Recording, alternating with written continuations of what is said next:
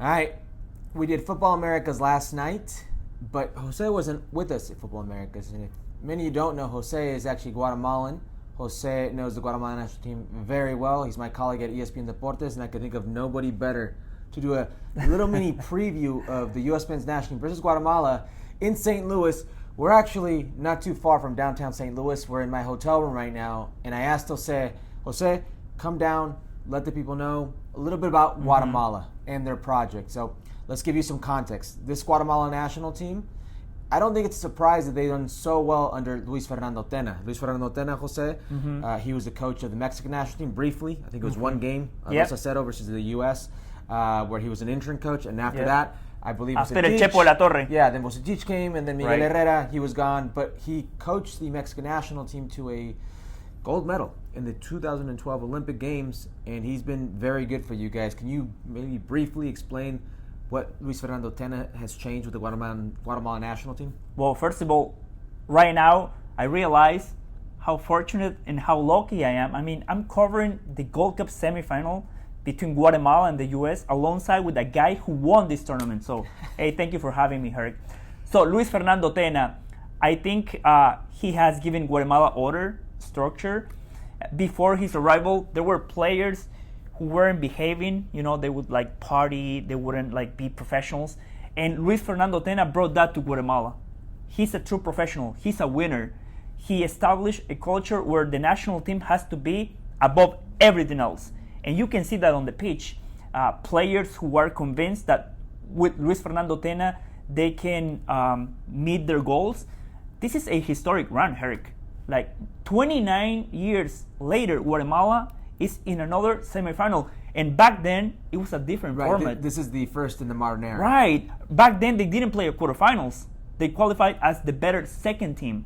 So groups and the top two would advance. Correct. No, the top two, just what? Like, there were three groups of three. Three groups of three. The winners advanced to the semifinals, and Guatemala was the best second. Oh, okay.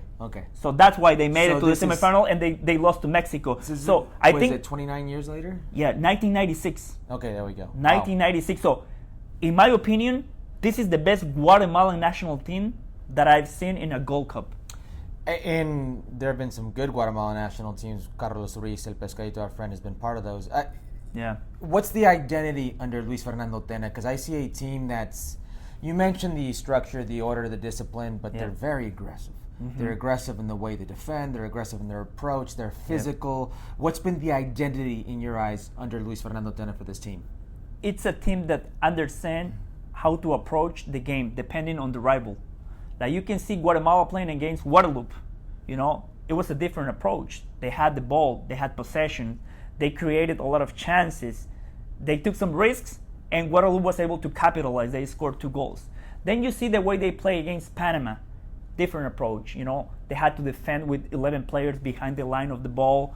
They would have to pressure a low block, you know, like try to keep a clean sheet. That was the approach against Panama. Same approach against Jamaica, but with Jamaica, they were more aggressive on attack, and that's why they were able to win. So it's a team that it can have a different structure depending on the team that it's playing against. Right. Maybe give us a sense of who the prime players for Guatemala are, who the danger men are for Guatemala, because some of our U.S. Men's National Team fans, maybe they see these players every couple of years. Maybe they've seen them because some of these players like Rubio Rubin has played in Liga MX and Major League Soccer, or Nico Hagen with the Columbus Crew. They know of those players from those domestic leagues. But who are the star players here, the impact players for the national team in Guatemala? I think the playmaker, it's Oscar Santis. If you look at the stats, he leads Guatemala in crosses, in shots.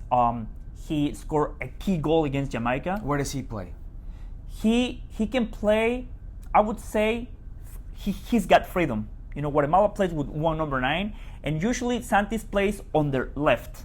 But he's able to move around, you know, around their number 9. He can, sometimes he makes like diagonal, so he leaves the space for the left back, El Caballo Morales, who's always on attacking mode. So he can do a lot. But clearly he's the playmaker. He's a different player. He played in Europe. Now he's back in Guatemala, in Antigua. The other best player in this team, you know him very well, Aaron Herrera. Yeah, the right back. He was shaped here in the U.S. He's an American player. He's a product of the U.S. academies of MLS. He is so good. Yeah, Rouse Salt Lake. He was on the youth. I believe he was with Tyler Adams on the U17 and U20 national team. Tyler Adams spoke about him very well. He's a guy that, especially against Jamaica, I thought he was the best player in the field. Yeah, and also I would say Aaron Herrera, Oscar Santis, and there are players, young players, hungry. Olger Escobar. He was born in Massachusetts. Yeah, another American player. He's Montreal Impact? Yes, exactly. Yeah. He's only 18 years old. Rudy Munoz, he's 20 years old. See, that didn't happen before Luis Fernando Tena. You know that in Central America, players make their debut in the national team when they're like 25, 24, 26. You know, in Europe, you see Lamine Yamal playing with the national team at 16 years old. So Luis Fernando Tena is changing that. Clearly, this is a new generation, but they also have a combination with established players. Yeah. Caballo Morales, Pinto, Samayoa. You mentioned Nico Hagen, who got injured. What's Nico Hagen's status? Because I saw Navarro come in and he played against Canada, and I thought he was massive. I mean, he was so secure in the air. Every cross he was coming out and getting. He was big in the penalty kicks. I thought when you have a goalkeeper, albeit a backup goalkeeper, comes in and makes his mark like that, it just gives a calmness, a presence to the back line where they say, okay, we're good right now. Who's going to play in the goal? Well, Nico Hagen is out for the rest of the tournament, so he won't be playing tonight. And if Guatemala makes it to the final, he won't play either. But Navarro, now there is an interesting debate in Guatemala. Who should be the starter in a key position? So you know that, goalkeeper, central midfielder, and the number 9. That's the key of every single team. Nico Hagen has made quite a few mistakes in the last couple of games. Although he was key against Panama. Guatemala lost only by 1 goal thanks to Nico Hagen. But in other games, he hasn't been able to make those key saves. In Navarro, he came in, he was good, especially in those long balls, the crosses that Canada would try to hit Guatemala with those crosses. He was able to come across and he established himself as a good goalkeeper. What would you say you would think the type of game that we're going to expect tonight? Do you think we're going to see a Guatemala that gives the U.S. men's national team the ball and defends, makes it gritty, takes their chances? Or are we going to see a Guatemala national team that is going to want the ball and is going to want to put the U.S. men's national team on the back foot? No, I think the U.S. is going to have the ball because that's the style that Pochettino wants to play. And also, Luis Fernando Tena understands that even though Guatemala has made a historic run, even though they coming off from a historic victory against Canada, the U.S., it's a better team. They have better players. And Luis Fernando Tena understands that. So I think for Guatemala, it's key not to concede an early goal, defend. But also, he realized that once you have the ball, you have to go on the attack. The transitions, couple of touches, but be ready to attack. Attack those spaces that the U.S. is going to leave in the back four. All right. And finally, I got to touch on the fan base. Mexico always has such a strong fan base. I think anybody who works in this industry, who's been to these type of games, Gold Cup, Nations League, World Cup, whatever the case may be, understands how valuable the Mexican fan base is. That's not a surprise that they've been a strong fan base.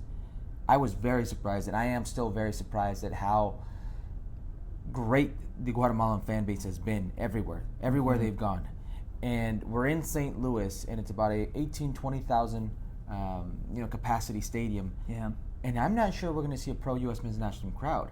I would not be surprised if it's pro Guatemalan. Talk to me about the fan base and how important they've been, and maybe what's awake in this fan base. The results, that when you win, people are behind you. But the Mexican fans, they call themselves the incondicionales, right? But I think that word applies better for the Guatemalan fans. Oh, because Guatemala never wins. Herc, Guatemala has never made it to a final in the Gold Cup. They've never been to a World Cup. Guatemala has never made it to a World Cup. Exactly. And you know what? Every time they play in the U.S., the people are behind their national team. So how do you explain that? There is this true connection, and also there are a lot of Guatemalans they cannot go back to their country. So when their national team comes here to the US, it's a way to be close to their families. Nostalgia. Exactly. It's like part of your country. You know, it's not just a soccer team. It's more than that. It's bigger than that. Yeah.